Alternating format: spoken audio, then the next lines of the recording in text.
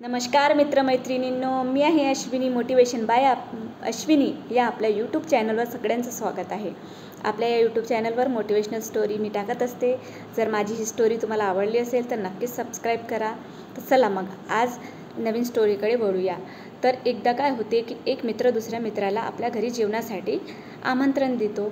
तर उन्हाळ्याचे दिवस आहे, तर त्यामध्ये आंब्याचा रस असा खूप चमचमीत असा बेत असतो। तर त्याची बायको चपात्या, आंब्याचा रस, 2 भाज्या, आमटी, डाळ भात सगळं काही करते आणि मित्राला नवऱ्याच्या मित्राला जेव वाढते आणि नवऱ्यालासुद्धा जेवण करायला वाढत असते। तेव्हा तो बेत बघून त्याच्या तोंडाला पाणी सुटतो आणि तो एकदम जे जेवण आहे तो फस्त करतो। तर तो असं म्हणतो की मित्रा, आज वहिनीने भाज्या नसता केल्या तरी चालल्या असत्या, आपण रस आणि चपातीच खाल्लेली असती, खूप छान वाटते।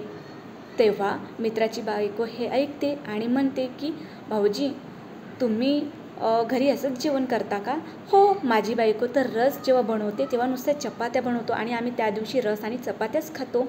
तर तेव्हा त्याची मित्राची बायको म्हणते की तुमची बायको खूप आळशी दिसते बुवा, जेव्हा रस केला तेव्हा नुसत्या चपात्या करायचा हा कुठला नियम आहे? सगळा स्वयंपाक अगदी चोख झाला पाहिजे, असं म्हणून ती गोष्ट समोर जाते। तर मग मित्र जो जेवण करायला आला असतो तो आपल्या घरी परततो आणि जेव्हा घरी परततो तेव्हा त्याची बायको म्हणते की आलेत जेवण करून, काय बेत होता मग तुमच्या मित्राकडे? तर तेव्हा ती जी सगळी हकीकत तिला सांगत असतो आपल्या पत्नीला। त्याची पत्नी म्हणते की अहो, तिला रस जरा जास्त बनवावा लागला असता, म्हणून तिने भाजी आणि चपात्या, वरण भात सगळं बनवलं, नाहीतर तुम्ही 4-5 वाट्या रस पिऊन आला असतात ना म्हणून। तर नवऱ्याला कळेच ना की आता काय विचार करावा।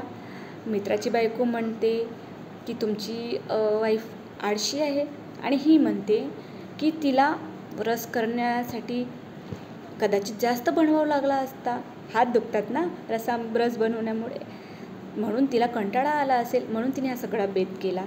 बघा मित्रमैत्रिणींनो, इतकी छोटीशी गोष्ट आहे, म्हणजे ही एक सांगण्यासाठी गोष्ट आहे, असं कुणालाही दुखावून मी ही स्टोरी सांगितलेली नाही आहे। एक जनरल एक स्टोरी म्हणून तुमच्यापर्यंत एक पॉझिटिव्ह एनर्जी पोहोचवावी म्हणून ही स्टोरी मी सांगितलेली आहे। तर काय असते की आपण सतत इतरांना आपण दोष देत असतो, दुसऱ्यातला उणिवा आपण बघत असतो। एखाद्यामध्ये चांगली गोष्ट ही असतेच, परंतु आपण ती चांगली गोष्ट न बघता त्याच्या उणिवाकडे बघत असतो, त्याच्यातले दोष शोधत असतो आणि त्या दोषांवर, त्या उणिवांवर सतत बोलत असतो।